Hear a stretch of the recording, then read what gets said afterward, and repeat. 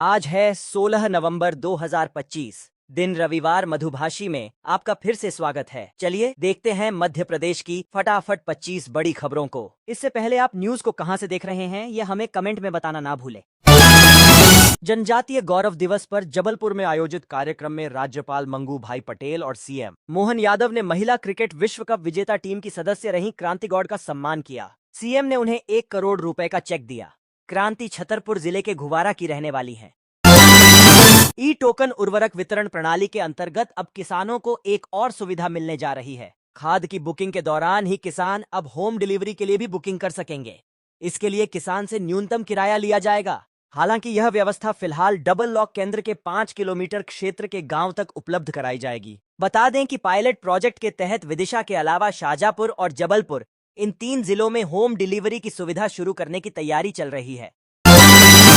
रीवा में एयरपोर्ट की सौगात मिलने के बाद रीवा सहित विंध्यवासियों को हवाई सेवा की सुविधा उपलब्ध कराई जा रही है। हाल ही में रीवा से दिल्ली के लिए 72 सीटर विमान की सेवा शुरू होने के बाद अब रीवा से इंदौर की उड़ान का भी ऐलान कर दिया गया है, जो 22 दिसंबर से शुरू होगी।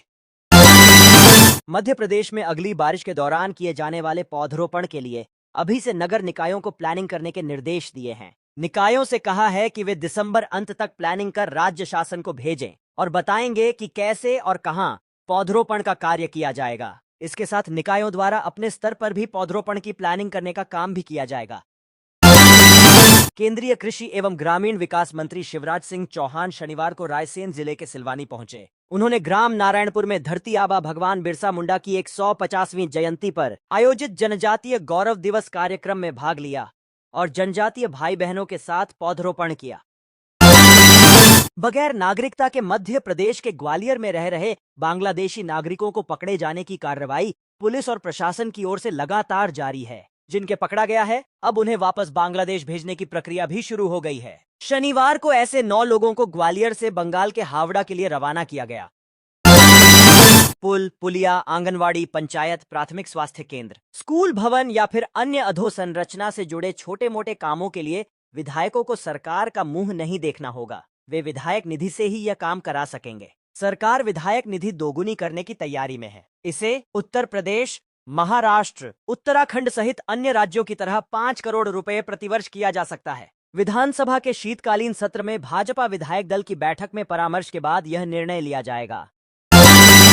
मध्य प्रदेश में अब 5 वर्ष की सेवा पूरी कर चुके संविदा कर्मचारी भी वन रक्षक बन सकेंगे। वन विभाग ने तृतीय श्रेणी वन सेवा भर्ती नियम में संशोधन किया है। अभी तक वन रक्षक पदों पर संविदा कर्मचारियों को नियुक्ति नहीं दी जाती थी और न ही शासन के आदेश अनुसार 50% अंक की छूट दी जाती थी। लेकिन अब अलिपिक सेवा भर्ती नियम में 7 वर्ष बाद संशोधन कर यह प्राविधान कर दिए गए हैं। संविदा कर्मचारी 55 वर्ष की आयु तक इस नियुक्ति के लिए पात्रता होंगे। बागेश्वर धाम के पीठाधीश्वर पंडित धीरेन्द्र कृष्ण शास्त्री की सनातन एकता पदयात्रा का शनिवार को 9वां दिन रहा। शाम को पंडित धीरेन्द्र कृष्ण शास्त्री ने पदयात्रा में शामिल और दर्शन के लिए खड़े हजारों लोगों से कहा कि यह देश बाबर का नहीं, रघुवर का है। इस देश को घुसपैठियों की धर्मशाला न बनने दें। रबी सीजन की शुरुआत के साथ ही प्रधानमंत्री फसल बीमा योजना के तहत बीमा प्रक्रिया इसी महीने शुरू होने वाली है। ऐसे में किसानों के लिए यह जानना जरूरी है कि इस बार किन जिलों में फसल बीमा कवरेज बढ़ा है और कहां पिछले साल जैसी ही राशि लागू रहेगी। प्रदेश में गेहूं, चना और सरसों तीनों फसलों में कई जिलों में कोई बदलाव नहीं हुआ है, जबकि कुछ जिलों में कवरेज बढ़ने से किसानों को बड़ा सुरक्षा दायरा मिलेगा। स्मार्ट सिटी प्रोजेक्ट के तहत सागर में लगाए गए हाईटेक सीसीटीवी कैमरों के जरिए यातायात नियम तोड़ने वालों पर कार्रवाई की जा रही है। लेकिन लगातार गलत ई चालान जारी होने से इस सिस्टम की गंभीर खामियां सामने आ रही हैं। नया मामला सामने आया है जिसमें कार चालक को बाइक सवार बताते हुए हेलमेट न पहनने पर 300 रुपए का चालान काट दिया गया। मध्य प्रदेश भाजपा ने एक बार फिर अपनी संगठनात्मक क्षमता को सफलता में बदला है। बिहार गए मध्य प्रदेश के दिग्गज नेताओं की करीब 90 सीटों पर एनडीए को खासी सफलता मिली। मुख्यमंत्री मोहन यादव प्रचार के लिए 25 सीटों पर गए। इनमें से 21 सीटों पर एनडीए जीता है। बाकी नेताओं के क्षेत्र में स्ट्राइक रेट 90% से अधिक रहा। गुजरात चुनाव में भी गए मप्र के नेताओं ने गुजरात मध्य प्रदेश से सटी सीटों पर भाजपा को भारी जीत दिलाई थी। पॉप सिंगर और एक्ट्रेस ध्वनि भानुशाली शनिवार को भोपाल पहुंची। उनके साथ मशहूर रैपर और सिंगर रफ्तार भी शहर आए। एयरपोर्ट पर दोनों कलाकारों को देखने के लिए फैंस की भीड़ उमड़ पड़ी। कई युवाओं ने उनसे मिलकर सेल्फी ली और वीडियो बनाए। ध्वनि और रफ्तार ने मुस्कुराते हुए फैंस का अभिवादन किया। 6 साल के इंतजार के बाद अब मध्य प्रदेश को जल्द फायर सेफ्टी एक्ट मिल सकता है। हाल ही में नगरीय विकास एवं आवास विभाग ने एक्ट के ड्राफ्ट पर सभी जरूरी अनुमतियां ले ली हैं। विधानसभा के शीतकालीन सत्र से पहले कैबिनेट से सहमति लेने की तैयारी है। साल 2019 में केंद्र ने एक्ट का एक मॉडल ड्राफ्ट बनाकर राज्यों को भेजा था। तब से मैप्र सरकार का ड्राफ्ट प्रक्रिया में उलझा रहा। राज्य सरकार ने साहित्यिक और सांस्कृतिक परिषदों में नियुक्तियों का दौर शुरू कर दिया है। इस माह मध्य प्रदेश संस्कृति परिषद ने 3 राजनीतिक नियुक्तियां कर दी हैं। इस बीच सत्ता और संगठन के समन्वय से भविष्य में होने वाली नियुक्तियों पर भी चर्चा का दौर शुरू हो गया है। रतलाम के 2 युवकों ने अपने 2 साथियों के साथ मिलकर कर्नाटक के मंगलुरु के कार ट्रेडिंग व रियल एस्टेट कारोबारी के साथ 2 करोड़ रुपए की ऑनलाइन ठगी कर दी। युवकों ने ऑनलाइन निवेश कर डबल मुनाफा कमाने का लालच दिया। कारोबारी युवकों के झांसे में आ गए। 2 करोड़ रुपए जमा कराने के बाद 3 माह से युवक कॉल रिसीव नहीं कर रहे थे। कारोबारी ने कर्नाटक पुलिस को सूचना दी। कर्नाटक पुलिस रतलाम पहुंची और 4 में से 3 युवकों को गिरफ्तार कर अपने साथ ले गई। बिहार विधानसभा चुनाव से फ्री होते ही एमपी बीजेपी संगठन विस्तार में जुट गई है। बीजेपी प्रदेश अध्यक्ष हेमंत खंडेलवाल ने 3 नए संभाग बनाते हुए 13 संभागीय प्रभारी घोषित किए हैं।